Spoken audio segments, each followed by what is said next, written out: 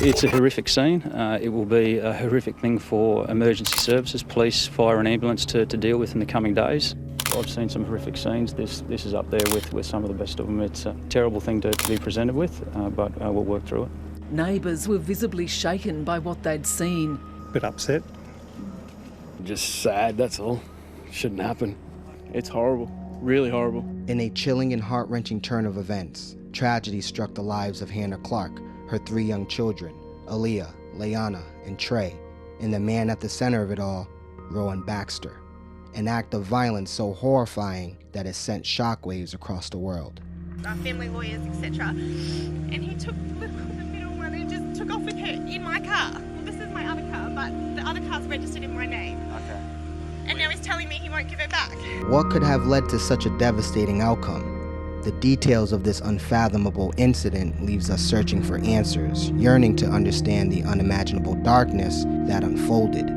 As we unravel the layers of this haunting tale, we are drawn deeper into a compelling mystery that leaves us questioning the depths of human despair. I'm Rowan. And I'm Hannah. And whether you're just getting started or whether you already have some experience, we would love to hear more about how we can help you improve your health and fitness.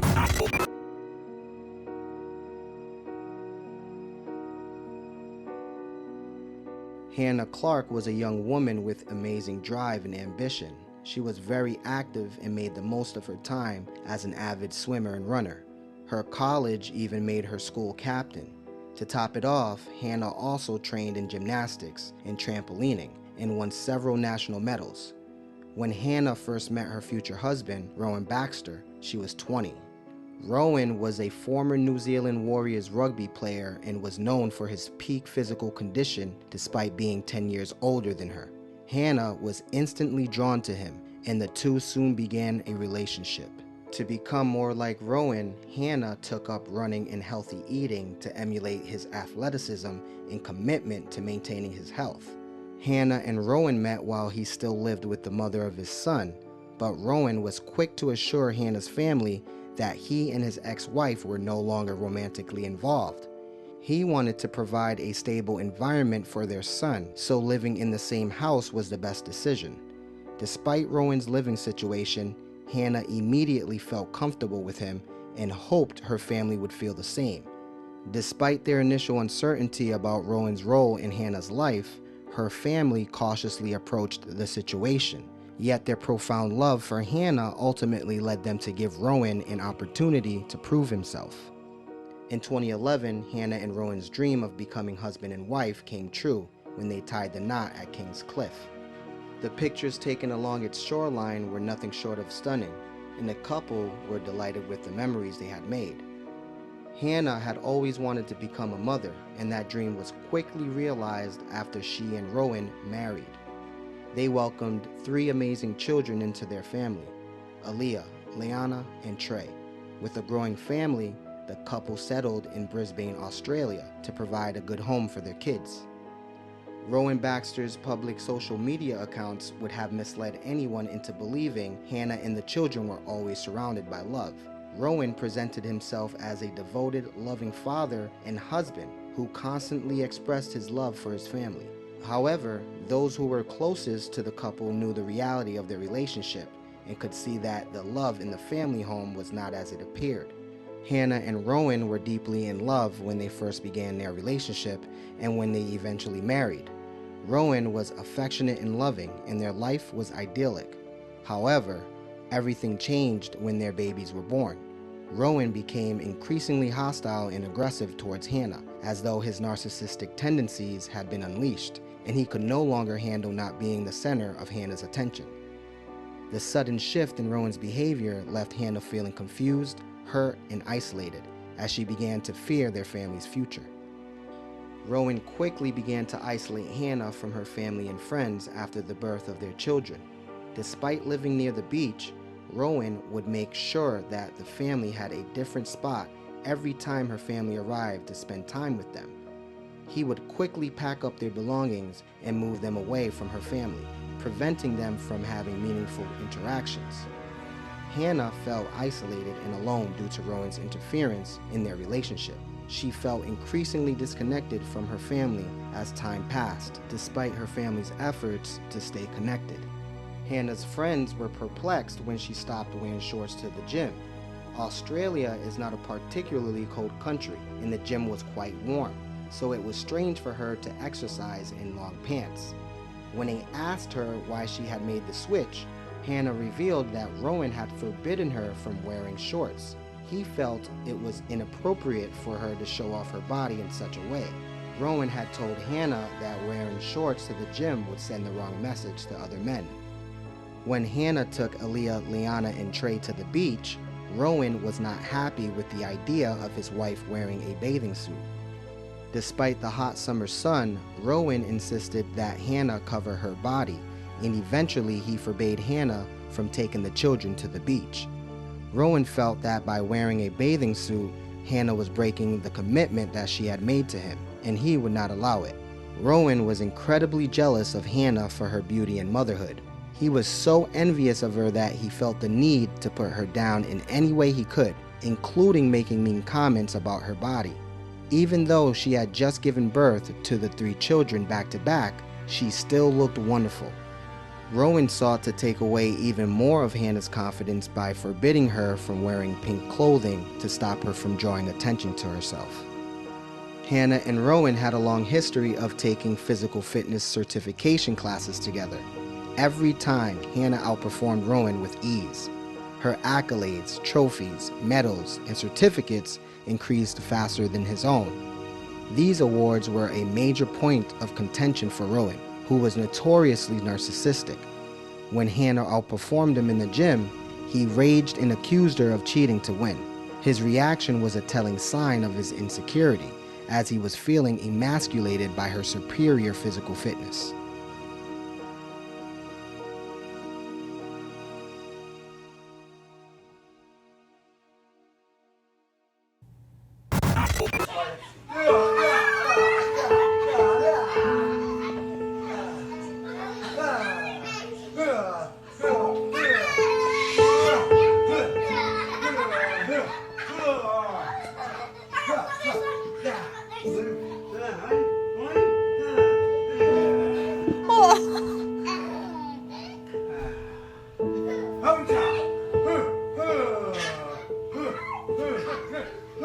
Rowan Baxter had a series of friends looking out for him as they were worried about his state of mind. In recent weeks, Baxter's social media was awash with photos of him with his children, saying he loved and missed them. It's a tragedy that's hard to fathom with videos like this. A dad playing with his beautiful children, who not long ago was also posting happy snaps on his Facebook page. Rowan's unhealthy obsession with working out and being in the gym prompted him to become a personal trainer. Unfortunately, his harsh and uncompromising attitude meant he could never keep a client for very long.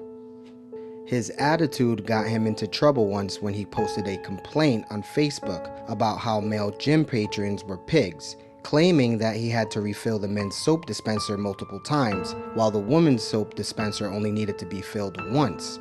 He was known to be misogynistic and resented women. Hannah and Rowan had a vision: to open a gym and spend their lives doing something they loved. Believing their idea could be a success, they approached Hannah's parents for financial assistance. Fortunately, her parents agreed to invest, and soon enough, Integrate and CrossFit was open for business. It was an instant success, attracting the likes of Sam Tyday and Matt Gillette, 2 of Australia's top rugby league stars, and a host of family and children.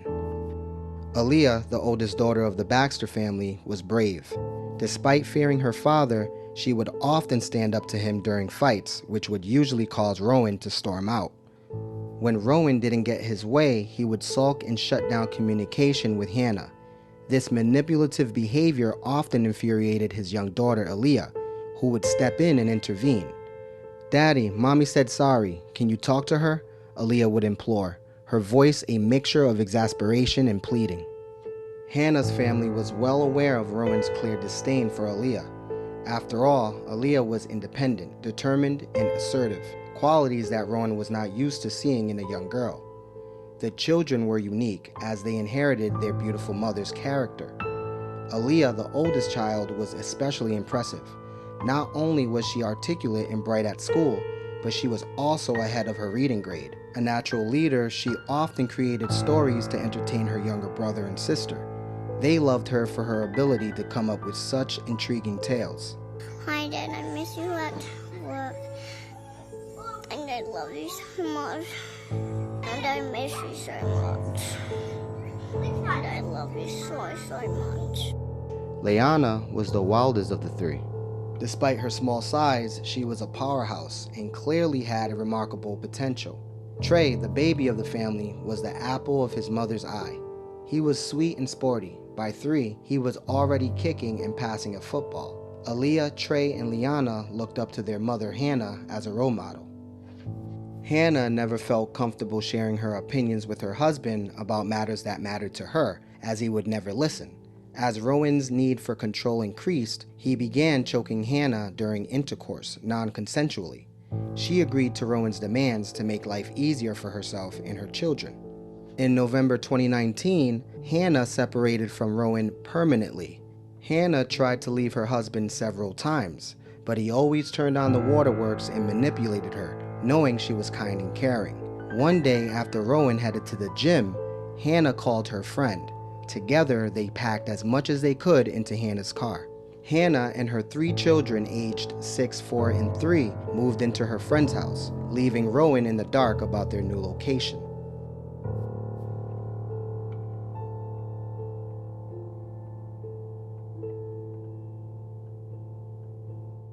Everyone who knew and loved Hannah was filled with joy at her departure, but none could top the relief she felt in her heart. It was exactly how Hannah had pictured it happening, and now Hannah could finally start fresh with her children. She was full of happiness and optimism for the future, and was determined to make the best of this new situation. Hannah decided to allow Rowan to visit Aaliyah, Leanna, and Trey after Christmas in 2019, and because of this, she was filled with trepidation. She knew it was important for the children to have a relationship with their father, and she wanted to make it work. However, Hannah felt it was important to put boundaries in place to ensure their safety. Hannah told Rowan that the children could not stay overnight with him until a court order was in place. Rowan was furious when he heard this. He was not about to let Hannah dictate what was best for his children and took the couple's middle child. Our family lawyers, etc. And he took the middle one and just took off with her in my car. Well, this is my other car, but the other car's registered in my name. Okay. And now he's telling me he won't give her back.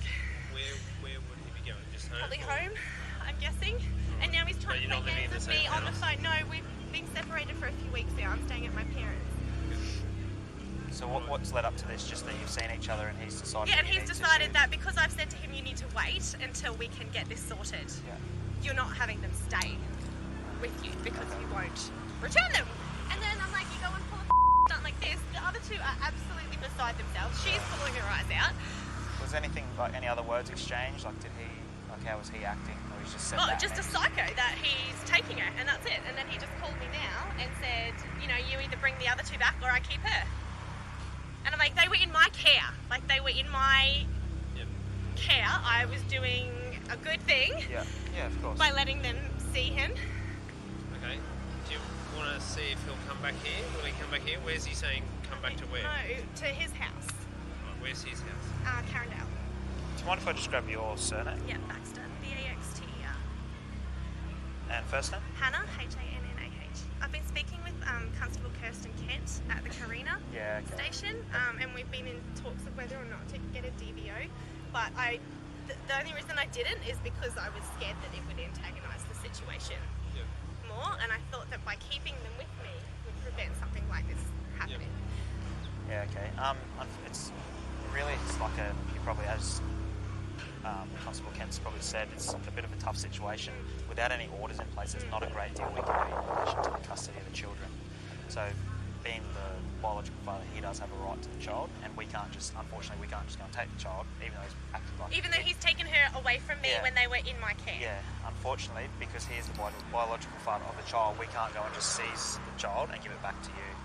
I know it's frustrating.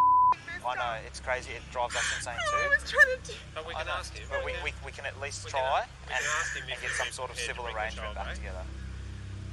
What's I his... don't object to him actually seeing the kids. I just... What's his name? Rowan Baxter.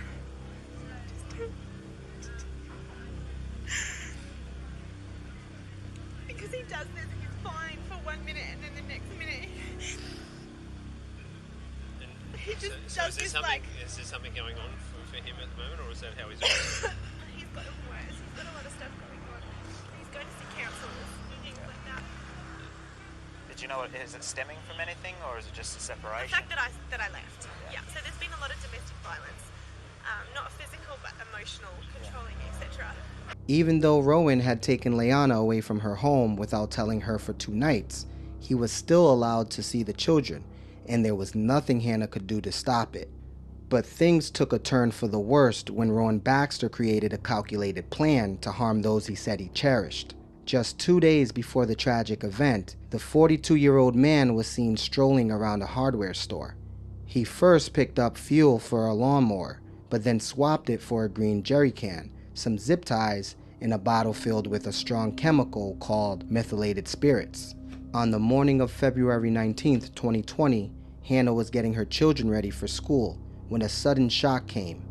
Rowan opened the passenger side door of her car and stepped inside. He held a knife and a can of petrol in his hands. Hannah was petrified and felt completely helpless. Rowan then told Hannah to go, which she did, while her mind raced with fear. Hannah tried to think of ways to escape the situation as they drove, but her mind was blank. Soon, Hannah spotted a man washing his vehicle off the road. She saw this as her only chance of escape, so she quickly pulled over her car and screamed for help. Seeing the man approaching the car, Rowan threw petrol all over Hannah and the children. Hannah screamed in terror. Suddenly, Rowan struck a match, engulfing the vehicle in flames. Although Hannah's body was covered in flames, she somehow escaped the burning car. Amidst the chaos, authorities and passersby arrived to help. Everyone around Hannah tried to get her to stop, drop, and roll to extinguish the fire, but Hannah's sole priority was her children's safety. All she could do was scream for someone to save them. Miraculously, Rowan was still alive and managed to jump out of the car engulfed in flames. Consumed with rage, Rowan grabbed a knife and plunged it into his chest. He coldly watched as the flames engulfed the vehicle, and he actively attempted to prevent passersby from extinguishing them. As the flames grew, the bystanders could do nothing but watch in horror as Rowan's twisted plan unfolded. Hannah was a brave and determined woman who, even in the face of unbearable pain, was determined to give her statement to the police. Despite having suffered burns on 97% of her body, Hannah could tell the police officers before she eventually lost consciousness. She said, "I can't believe he's done this. I have a DVO and I can't believe he's done this. Where are my babies? Where are my babies? How could he do this? That's my babies in there." Rowan died at the scene of the fire. Later that same day, Hannah was pronounced dead at Brisbane Hospital. All 3 of the Baxter children had perished in the fire. This tragedy has since inspired a movement in honor of Hannah Clark and her children. Hannah's family created small steps for Hannah to support the mission of raising awareness and educating children and young people about coercive controlling behaviors. This organization aims to create a better future for families and individuals everywhere.